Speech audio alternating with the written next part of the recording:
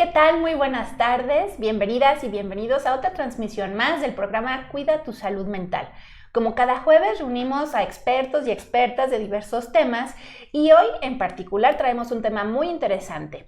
Como cada 23 de octubre conmemoramos el Día de las y los médicos y de ello hablaremos de la salud mental en el personal de salud. Para ello nos acompaña la doctora Adriana Centeno Aguayo. Bienvenida, doctora. Muchas gracias. Ella es psiquiatra legal, sexóloga y trabaja en el Hospital Psiquiátrico Fray Bernardino Álvarez. Y también nos acompaña el día de hoy la doctora María Cristina Rodríguez. Bienvenida, doctora. Gracias. Ella es directora del Hospital Psiquiátrico José Sayago. Entonces, para comenzar a hablar del tema, dos expertas de diferentes ámbitos, de diferentes rubros, comenzamos diciendo que en el sistema público mexicano laboran cerca de 230,000 médicos, de los cuales el 88% trabajan en hospitales, en campos clínicos y el resto en las otras ramas de la medicina que son muy importantes como salud pública, epidemiología y por supuesto pues salud mental. Entonces, para partir con la primera pregunta, ¿cuál es la razón para conmemorar el Día de las y los médicos de nuestro país? Doctora. Este festejo tiene aproximadamente 80 años, que en 1937 se consideró tras una reunión de sindicatos para recordar cuando se abre la Escuela de Medicina en la UNAM en 1833. Entonces, creen que la visibilización del acto médico de una personal que estamos constantemente cercanos a la gente, cuidando la salud de la gente, es importante, sin negar obviamente que psicología, trabajo social y todas las áreas tienen su día especial, no somos exclusivos, pero que en esta ocasión pues es visibilizar que estamos aquí, que estamos trabajando y que estamos cerca de la gente. Bien, y para ello entonces es importante considerar que dentro del campo de la medicina hablar de salud mental es importante. ¿Por qué razones, doctora Cristina? Bueno, una de las razones por las cuales, más bien es un tema que es muy difícil poner sobre la mesa por todos los estigmas que hay.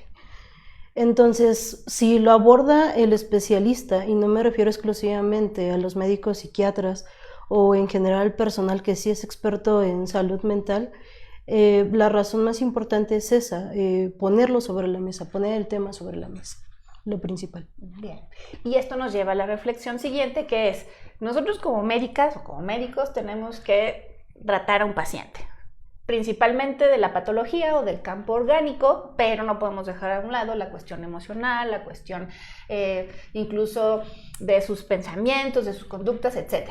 Pero ¿qué hay de nosotros como médicos, como médicas que nos vamos pues formando primero en la facultad? Nos enfrentamos a una gran carga de estrés cuando somos estudiantes. Se sabe, ¿no?, que la medicina es como famosa porque representa una gran carga académica, después asistencial y que genera un gran reto para los estudiantes. Ahí, ¿cómo se aborda el tema de la salud mental durante la formación de los médicos? Fíjate que es interesante porque vengo justo de la clase de salud mental, del primer semestre de la UNAM. Y la idea de abordar es entender, yo creo que más que darle una carga de información al estudiante, es que tengan la capacidad de identificar en ellos mismos todos los procesos que pueden resultar en un trastorno mental, que puede ser desde algo tan simple como un evento esporádico, como un estrés agudo por todo lo que se ve, hasta cuestiones muy complejas, porque vamos a entender algo, los médicos somos personas antes que profesionistas. ¿Cierto? Traemos historias, traemos nuestros traumas, muchas veces nuestra elección de una profesión tiene que ver con una vivencia infantil. Entonces llegamos creyendo con expectativas poco realistas algunas veces que vamos a resolver todo esto. La idea de que en los primeros años de la Escuela de Medicina, que en los primeros años se tenga que considerar el conocimiento de la salud mental, no es para que el estudiante identifique la patología en otros, para eso va a haber otros semestres, es para que identifiquen en ellos que hay estados de vulnerabilidad, pero que también estados de fortaleza y que deben de tener vías de comunicación o acercamiento a profesionistas para que sepan que no están en el trayecto solos, sino que es un proceso con acompañamiento. Es correcto, y sí, muchos estudiantes ya actualmente tienen como esta apertura de acercarse a los servicios o de acercarse a los profesionales de la salud mental. Se está comenzando a normalizar. Pero doctora Cristina, ¿y qué pasa con quienes ya se encuentran activos en los hospitales, en las clínicas, aquellos que no han podido como tener esta sensibilización sobre su propia salud mental? ¿Qué ocurre con ellos? Pues ha sido un brinco que desde el autorreconocimiento Siempre lo hemos dicho en el Hospital Psiquiátrico José Sayago, lo importante para estar bien con tus pacientes, para brindar una atención de calidad y calidez, ¿no? Es estar primero bien contigo mismo. Reconocimiento diario que tú tienes ante el espejo, como el ser biopsicosocial que eres, el decir soy humano y tengo esto y esto y puede pasar esto y otro, es importantísimo y es algo que se debe de fomentar en el trabajador, no nada más en el trabajador o en los médicos más bien, sino en todos los que están en el sector salud.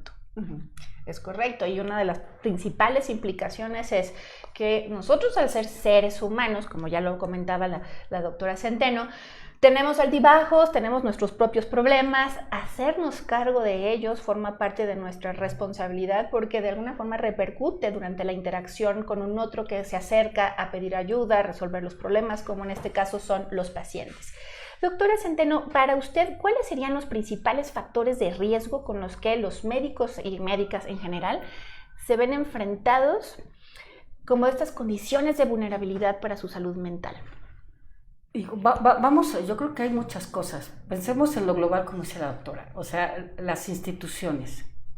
La medicina es compleja, a las instituciones le faltan recursos y muchas veces la idea de cumplir con estas jornadas tan cargadas. Yo misma soy paciente de un hospital del ISSSTE y tengo consultas de 5 minutos. Yo soy paciente, pero entonces el médico tiene que ver consulta tras consulta, porque pareciera que la institución está más preocupada por los números, por cubrir con un requisito que se me está estableciendo, que tener esta comunicación, esta calidad y calidez que tanto se promueve hacia eso. Eso es un factor de riesgo. La carga de trabajo, la comunicación y los insumos con los que nosotros vamos a trabajar día a día. Pertenezco a la consulta externa del hospital psiquiátrico más grande de Latinoamérica. Los insumos son importantes. En segundo lugar, los factores muy personales de autocuidado. ¿Cómo está mi higiene del sueño? ¿Qué tan buenos somos con nuestra higiene del sueño?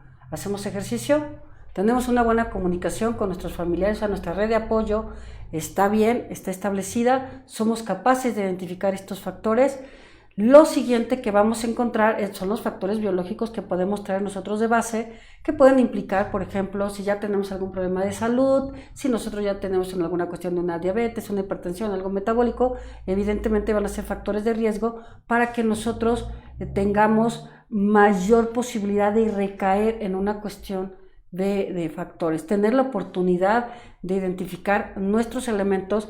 La salud mental, nosotros estamos hablando desde la psiquiatría. A mí me queda claro que yo estoy en un proceso terapéutico y que si quiero voy, pero me gustaría saber qué pasa con todo el personal que no es de salud mental. ¿Qué pasa con traumatólogos, ortopedistas? Hay una cosa como bien chistosa que me decían: ¿quieres hacer sentir incómodo a un ortopedista? Cuando vayas a consulta llora.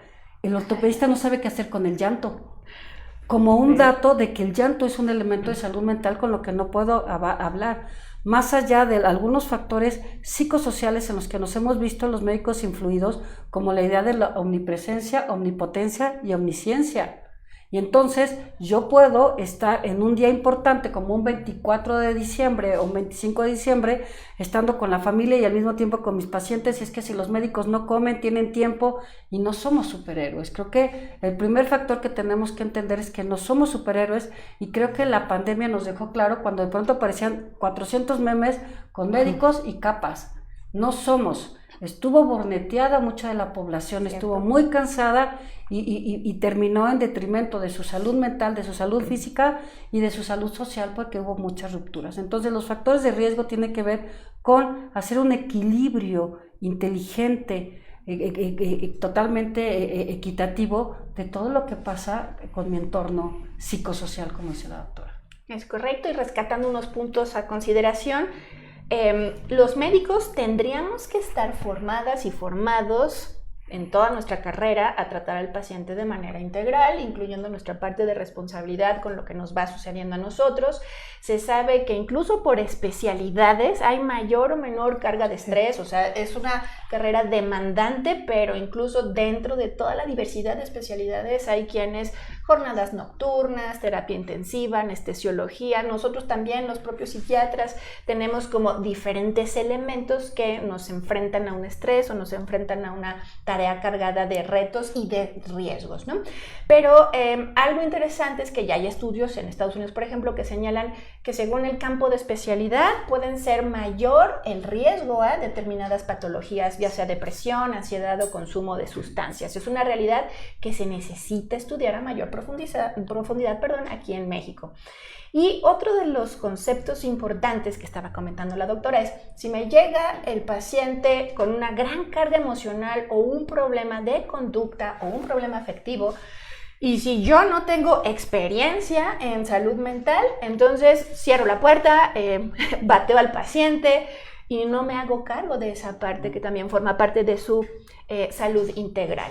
¿Qué opina de esto, doctora Cristina, en relación con esta fragmentación del paciente?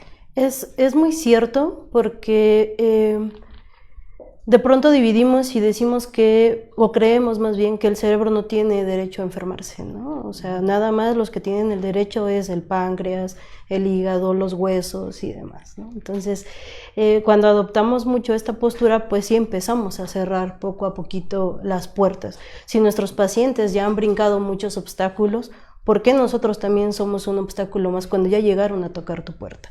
Entonces, esta parte de la empatía, pero no solamente la empatía, y lo retomo aquí, porque la empatía también es desde la carrera, desde que reconoces a tus compañeros que van a ser compañeros de 6 años o más, el reconocimiento de que van a formar parte de tu familia, porque lo decía la doctora, de pronto todos estos factores que dejaron de ser de protección, ¿no? Y los factores psicosociales, que todo se redujo a que el hospital o la unidad en donde estás, pero ¿y si ese factor también falla? ¿Qué te queda, ¿no? Entonces son cosas que hay que reconocer y efectivamente ahí es donde se va a ver afectado o beneficiado tu paciente, definitivamente. Un paciente que es tratado por un personal de salud que tiene y lleva un tratamiento o está en algo, sí, siendo tratado, se ve también ese cambio. Porque lo aceptas, porque empatizas con tu paciente, que es algo que la mayoría cuando nos preguntan ¿por qué estudiaste medicina? Pues es lo primero que decimos, ¿no? Para ayudar a la gente. Entonces eso es muy importante. Y un dato que mencionamos, Eri, es esta parte de que en 2018 se hizo, previo a la pandemia, se hizo un estudio donde arrojaba que una tasa de los médicos era del 28 al 40 por cada 1000 médicos que eran más propensos al suicidio, por ejemplo. O sea, hace que tú siendo médico es un factor de riesgo, crece tu factor de riesgo de 2 a 3 veces más que la población general. Entonces, es algo muy importante previo a la contingencia. Y ya con la pandemia, estas cifras o estos porcentajes se dispararon claramente por todos los factores que se sumaron, ¿no? Altas jornadas o alta carga asistencial, jornadas extenuantes, la incertidumbre que ocasionó la propia pandemia durante el inicio, la falta de insumos y un largo etcétera. Entonces, puso en la mesa la cuestión de la pandemia, la importancia de la atención de la salud mental en nosotros como médicas y médicos. Y doctora Centeno, ¿qué pasa con el estigma nosotros como profesionales de la salud? Es horrible la idea de ser psiquiatra en un mundo de médicos. Yo les decía a mis estudiantes, si la materia de psiquiatría fuera opcional, ¿la tomarían? Al principio muchos levantaban la mano y más de la mitad decían, yo no la tomaría, porque tienen una idea muy extraña no han logrado entender que la psiquiatría es una neurociencia, que la mente no es una cosa extraña, una nebulosa que está acá, intangible, y que las emociones están ubicadas en una serie de circuitos cerebrales y que está ahí. Y entonces, si yo tomo en consideración esto, ya entramos en la medicina, pero existe el estigma. Aparece posteriormente la idea de la debilidad. Yo soy una persona débil y entonces como yo soy una persona débil voy a tomar terapia porque la terapia es para los locos y para los débiles y eso es horrible, porque entonces ¿por qué estás yendo a terapia? E incluso la idea de si tú eres psiquiatra y tú eres terapeuta, ¿por qué vas a terapia? Se hizo un artículo que recuerdo hace unos años del instituto donde decía cuidando al que cuida y entonces cuidando al que cuida terminaba siendo la idea de qué está pasando con el personal de salud mental. Alguien no puede decir que está con el psiquiatra, alguien no puede decir que toma psicofármacos, alguien no puede decir que va porque entonces, incluso yo que soy terapeuta sexual, que voy al terapeuta sexual porque entonces ya todo se ha disminuido, ya hay una cuestión de invalidez ante la sociedad donde loco, incapaz, impotente y no sé qué tantas cosas. Entonces yo creo que sí hay un estigma bastante simpático, más allá de que de pronto para la sociedad somos como un extraño bufón. Entonces, si tú estás en una reunión y dices que eres psiquiatra, la gente automáticamente está esperando como unas aventuras. No nos vayamos lejos y veamos la cinematografía. Estamos en octubre, son las películas de terror, y muchas películas de terror ocurren en el psiquiátrico. O los psiquiatras son los villanos. O los psiquiatras son los villanos, o las villanas, ¿no? Que ha ocurrido en este famoso trauma. O sea, cuando hemos visto como, o sea, está el manicomio encantado, o todo en un hospital psiquiátrico abandonado. O sea, cuando llegamos a ver el pediátrico del terror, ¿no? O el ortopédico del espanto. O sea, no, tiene que ser un psiquiátrico. Entonces, el estigma está cargado desde elementos culturales muy básicos hasta los elementos más sofisticados que incluyen, ¿a quién se le ocurre hacer un guión del antiguo hospital del psiquiátrico que se me fue ahorita el nombre de acá, ¿no? El expediente 237 se llamaba, ¿no? De las clínicas San Rafael. Entonces, hay películas de terror porque hay estigma, porque se imaginan las cosas. Yo llevo 26 años en el Fray Bernardino Álvarez y nunca he visto una camisa de fuerza.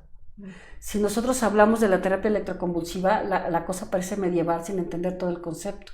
Si hablamos de los psicofármacos, la gente piensa que nosotros vamos a recetar casi igual que cualquier narcotraficante, ¿no? Un paciente me dice, al final de cuentas me mandaron al doctor que receta drogas. Le digo, oiga, si yo recetara drogas no estaría el domingo a las 8 de la mañana dándole consulta, estaría yo en Bali o estaría en el Mediterráneo. Entonces, ¿cuál es el concepto? El concepto justo, el estigma es de todo lo que ocurre alrededor y principalmente de la debilidad. Somos débiles. Entonces, si somos débiles, vamos con el psiquiatra. Y creo que eso podría mostrar mucho de lo que la gente llega a ver con esto. Es correcto, y una imagen que tenemos como médicas y médicos, que ya se mencionó previamente, es este halo de heroísmo donde nosotros como médicos no podemos tener fallas, debilidades, fatiga, siempre estar como inmaculadamente dispuestos y dispuestas a estar dando todo por los demás. ¿Qué digo? Hacemos el intento, ¿verdad? Pero asumir esta cuestión de equilibrar nuestra salud mental, nuestras emociones, pues implica el esfuerzo también de reconocer cuando requerimos una herramienta, y eso es la psicoterapia, eso es la farmacoterapia, donde existen situaciones diagnósticas muy puntuales y por lo tanto intervenciones eficaces con evidencia científica, ¿no? Que además permite mejorar la calidad de vida como persona y por lo tanto un mejor desempeño laboral. Hablamos siempre del autocuidado, nosotros como los médicos lo tratamos de fomentar en los pacientes, y el autocuidado debería incluir un autocuidado personal, y esto es un imperativo profesional, es decir, quiero hacer bien mi trabajo, comienzo conmigo mismo. Desafortunadamente existen situaciones que ponen en riesgo la salud mental, pueden derivarse distintas patologías, ¿no? Las más comunes, ansiedad, depresión, del burnout. Doctora Cristina, ¿qué nos puede comentar al respecto? El burnout en cuerpos de los médicos. Pues es uno de los temas que también hay que abordar desde la perspectiva de tú como jefe, como tomador de decisiones, en poner medidas de prevención, ¿no? O sea, el evaluar, hacer la búsqueda, más que atacar el problema una vez ya teniéndolo, creo que va más en tema de la prevención. Se puede prevenir de muchísimas formas, pero lo primero es el reconocimiento, o sea, hablar de ellos, capacitar a nuestras personas, a nuestro personal en el tema, porque también de pronto eres débil porque te sientes cansado. No quieres trabajar, muchos más van a querer trabajar.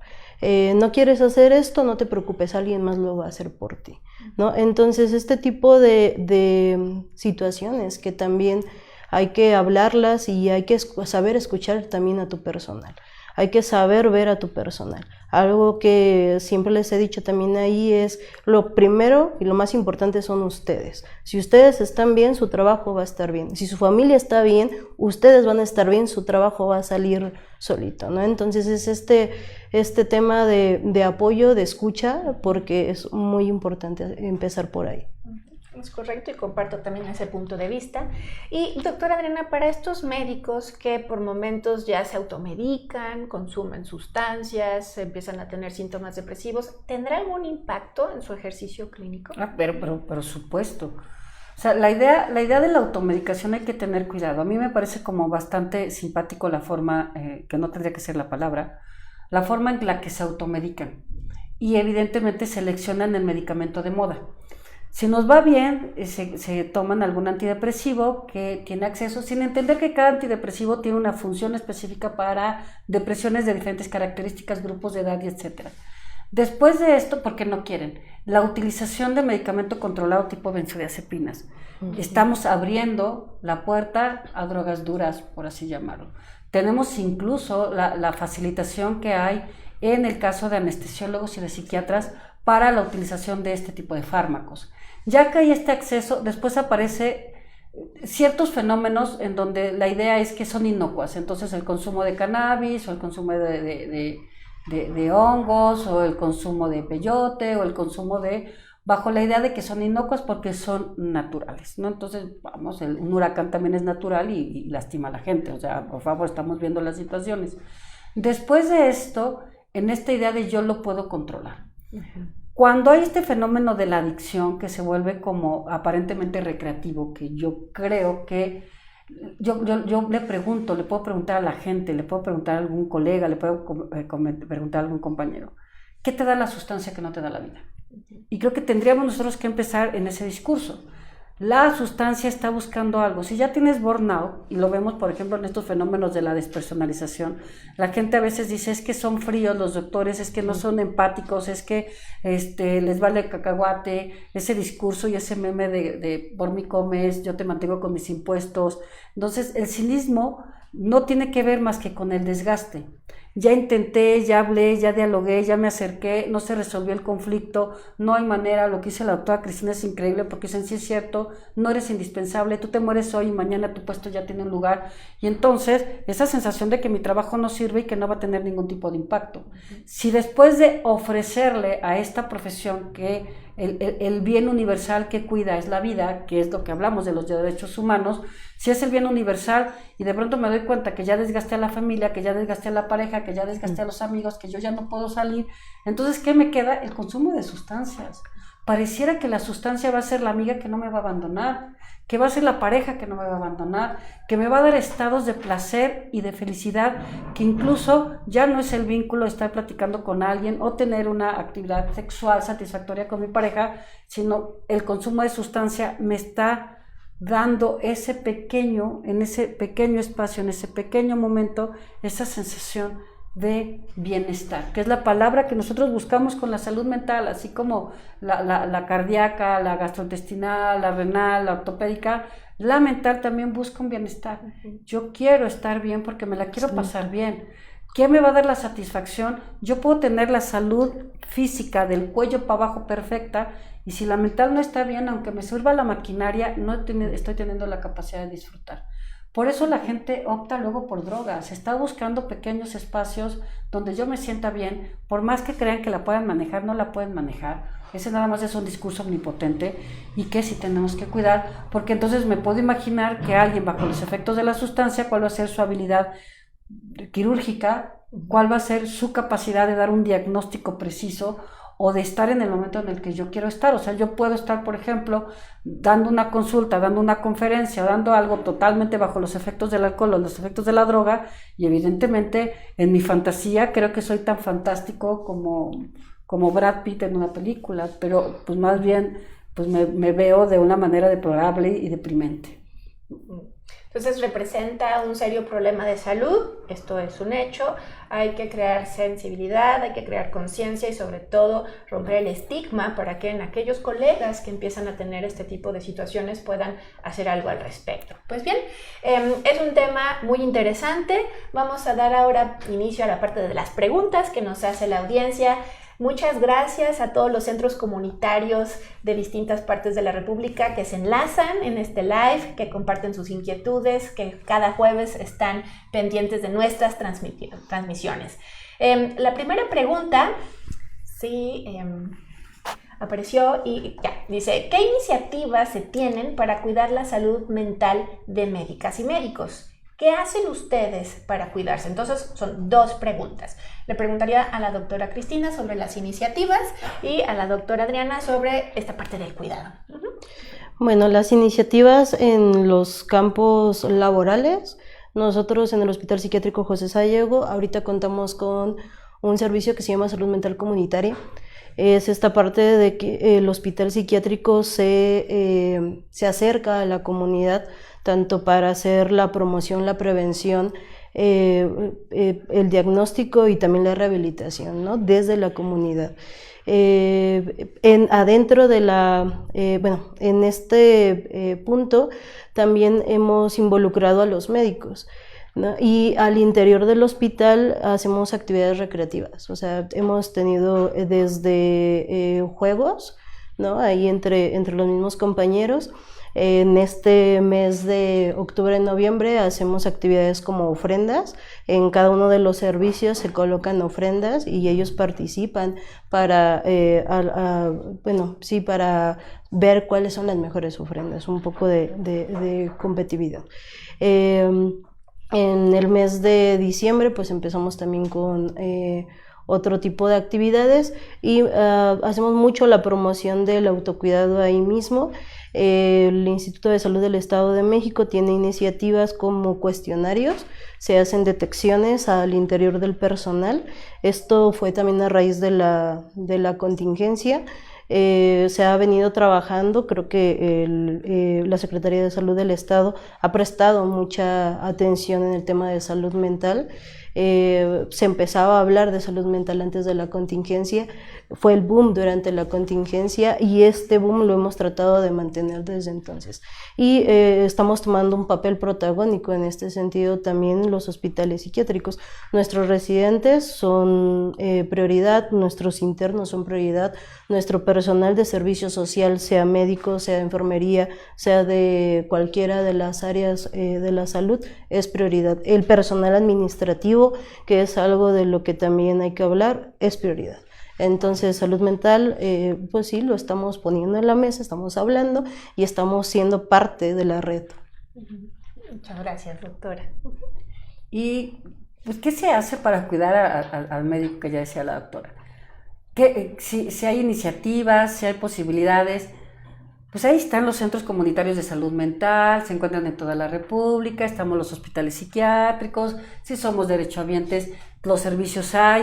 O sea, yo creo que los servicios han estado ahí. Fray Bernardino tiene más de 50 años y los demás centros también. Estamos ahí y se pueden acercar.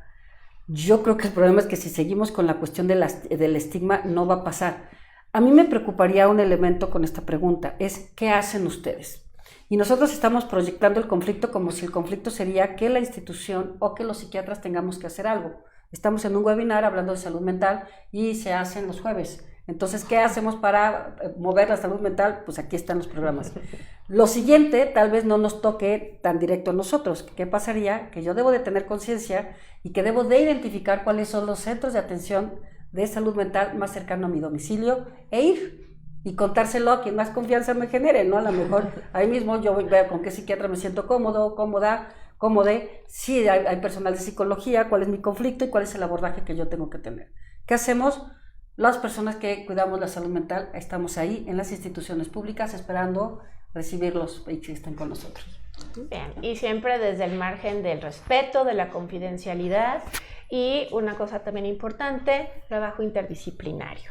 Otra de las preguntas que nos hacen a través de las redes es ¿cómo se puede regular el autoconsumo? el autoconsumo en cuanto al consumo de drogas? Ok, ¿cómo se va a regular? Primero vamos a entender por qué estoy consumiendo, que sería como un buen punto. O sea, ¿por qué estoy consumiendo? No, pues es que duermo mejor. Vamos con un médico especialista para el sueño. No, pues es que lo hago para ansiedad. No, pues entonces ve con un médico que te trate la ansiedad. No, pues es que el sexo es más sabroso con drogas. No, pues entonces ve con un sexólogo para ver qué es lo que está pasando y si no te está teniendo la capacidad de conseguir de disfrutar tu relación sexual. El autoconsumo, nosotros tendríamos que entender qué es y para qué es y por qué es. Y entonces, si yo tengo la capacidad de insight, que es una palabra muy técnica pero que se utiliza en los procesos psicoterapéuticos, es ¿por qué lo estoy haciendo?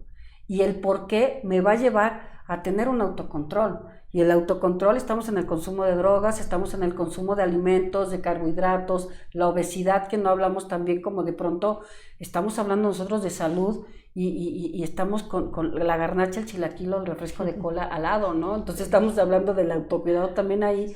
Pues el autocontrol es, ¿qué le está haciendo esto a mi vida? ¿Es un beneficio, es un perjuicio? Tengo la capacidad yo de entender por qué lo hago. Si es recreativa, la recreativa generalmente la gente lo entiende como yo voy a una fiesta una vez al mes o se me ocurre en hongosto, porque es cuando más hongos hay. Pues una cosa es recreativa y experimental y otra cosa muy diferente es que yo ya tenga que autorregularme porque las cosas están saliendo del caos. Entonces, primero identifico por qué lo estoy haciendo.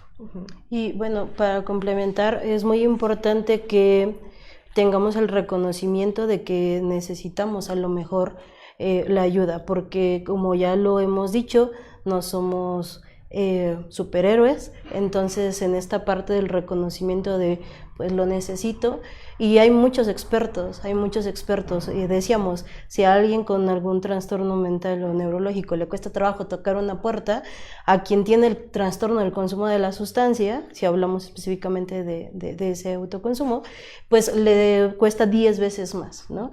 Pero pues hay mucho personal capacitado. En México sabemos que tenemos muchísimos centros comunitarios de salud mental y adicciones, y bueno, pues también, o sea, ir ahí porque son los que tienen las respuestas muchas veces a estas preguntas. Y como personal médico, pues también están a nuestra disposición. Claro. Y además importante remarcar que no solo estamos hablando de drogas como las que son duras o causan efectos nocivos a la salud, sino también aquellas que tenemos normalizadas mucho en el gremio médico, como por ejemplo el tabaco y la cafeína. Finalmente pueden ocasionar respuestas poco saludables y vale la pena entonces también revisar esta parte del autoconsumo en ese conjunto, ¿no? Nicotina y cafeína. Bien, otra pregunta, muchas gracias por su envío. Dice, ¿qué tipo de temas sobre salud mental nos recomiendan para darles como capacitaciones al recurso humano adscrito y al recurso humano en formación? Es decir, aquellos que ya están en una institución, tanto laborando como en formación. ¿Qué opina, doctora? Lo primero, hablar de salud mental, ¿no? Hablar de salud mental, el autocuidado, tenemos también ahí los talleres. Es como una introducción también un poco al tema en general de salud mental. Un maestro decía que existían los 4 jinetes del apocalipsis, ¿no? La ansiedad, la depresión, violencia y el consumo de sustancias. Y el otro que llevaba, que era el 5.º jinete, al final nos llegaron a decir durante la carrera, que era la conducta suicida, ¿no? Entonces, son temas que definitivamente sí tenemos que abordar, y bueno, pues eso serían como de manera general. Y otra cosa importante, que desde la CONASAMA contamos ya con nuestra página de internet. Ahí se encuentra una gran cantidad de material que las personas pueden consultar de manera libre, sin olvidar que también desde la CONASAMA se imparte toda la línea de capacitación referente al MHGAP, es decir, toda esta línea de manejo de temas de salud mental en los principales trastornos prioritarios: depresión, esquizofrenia, demencia, consumo de sustancias. Se tiene la opción de hacer esta formación en línea. Bien, está también otra pregunta, dice, buen día, soy la doctora Florelia y llevo 5 años de manera continua atendiendo el programa de salud mental en mi municipio. Mi pregunta es, ¿cuántas consultas debemos atender por jornada? ¿Debe ser diario o debemos tener un descanso por nuestra propia salud mental? Qué interesante la idea del concepto de que la salud mental no tiene un elemento físico motriz tan marcado como la cirugía, como pararse, como hacer una valoración con estetoscopio. Piensan que es muy relajado, es muy desgastante. Existe algo que se llama trauma secundario, trauma vicario, que está relacionado con estar escuchando historias. Yo trabajo con personas que han vivido violencia sexual y definitivamente es algo terrible. Debe de haber un descanso. Uno tiene que ver con la expertise. Cuando alguien ya sabe cómo abordar esto y sabemos entender el momento, aún así hay un momento en que pararme, tomarme un té, platicar con alguien, hacer un pequeño chiste con un compañero nos va a relajar. ¿Cuántas consultas son suficientes? Yo creo que si nosotros consideráramos que una consulta debería de durar por lo menos media hora y que tenemos una jornada laboral donde estamos 8 horas, amén de los factores de enseñanza, de evaluación, elaboración de notas. Ustedes no saben cuánta papelería tenemos que resolver en las instituciones públicas. Pues yo creo que aproximadamente entre 7 8 pacientes con una media hora serían bueno para que nosotros tengamos la frescura, la claridad para poder trabajar con este tipo de personas.